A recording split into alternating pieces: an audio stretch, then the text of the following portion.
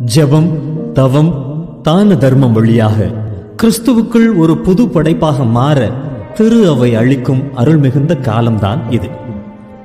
இயேசு தன்னையே தாழ்த்தி இறைவனிடம் ஒப்புக் கொடுக்க ஜெபமும், தன்னையே முழுமையாய் வெற்றி கொள்ள 40 நாட்கள் நோன்பும், மனிதர்களை பாவத்திலிருந்து மீட்க சிலுவையின் வழி தன் உயிரையும் கொடுத்தார்.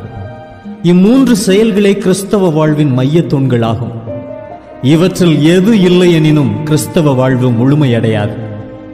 ஆகையால் இறைவனிடம் நம்மையே தாழ்த்தி ஒப்பு கொடுத்து ஜெபம் என்ற ஆயுதத்தால் நெருக்கடிகளை கடந்து சென்று, நோன்பு என்ற ஆயுதம் கொண்டு உடல் இச்சைகளை வென்று, தான தர்மம் வழியாய் இயேசுவின் அன்பை பகிர்ந்து கொண்டு இந்த தவக்காலத்தில் நம்மையே தயாரிப்போம்.